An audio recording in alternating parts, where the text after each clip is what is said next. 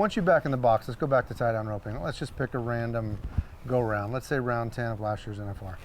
Walk me from the time you rode your horse into the box, from the time you got back, threw your hands up and got back on your horse. Well, the 10th round adds a whole different dimension because you've got the round, you've got world standings, and you've got the average all going on that last day. And so as each guy in front of me ropes, I know where they are in the average and what they've done, if they've held their spot or if they've opened it up to where, because if I went into the 10th round thinking I had to win the round and someone messes up and drops out of the average, and by default I move up in the average no matter what, then I've got to know the figures that changes. I mean, so all you kids out there that think you're skipping school just to rodeo, you're gonna need it. Yeah. If you're any good at what you do, you're gonna need it, because I mean it's so much about the changing from somebody dropped out of the average to having to win the round to now you can win fourth in the round. But that wasn't the case for me. Everybody held their spot, and when I went, the scenario was I had to win the round or finish 2 places higher than tough. And in my mind, that meant win the round, because if he ties anything down, it's going to be hard to be that, 2 places higher than him, and that's a tall order anywhere. So going in there, 7-4 was winning the round, and I knew I had to be faster than 7-4.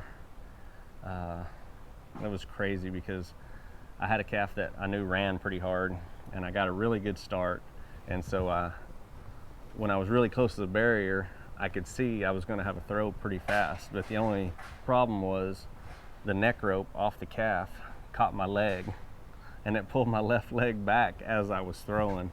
You can see it in the video. I could feel it, but it's one of those things you're kind of blacked out a little bit. You're just trying to get the job done. Right. And then from then on, when it went around the calf's neck to flanking and tying, everything was just muscle memory, because there was no decision if you're going 1 wrap, 2 wraps, because it was a first or nothing scenario for me. And so it was a wrap and a hook and get back on and see what it had. And I went to the lead in the round and held the lead throughout the rest of the competition, and that was what I had to do.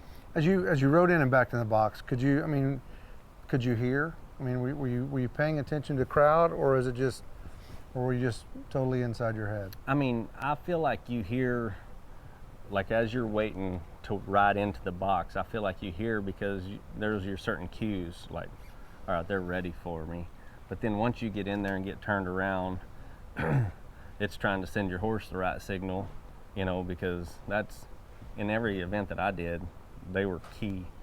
And Deputy was the horse I was on at that time, and I was just making sure that I was sending him the right signals, because if he feels me tense up and feels it's a premature cue to go or to pull back too much, it messes up the entire run. So as far as noise goes, you hear it all going into it, but when you hit the corner, it's just about the 2 things that you're trying to think: score, rope, and then let everything else take over from there.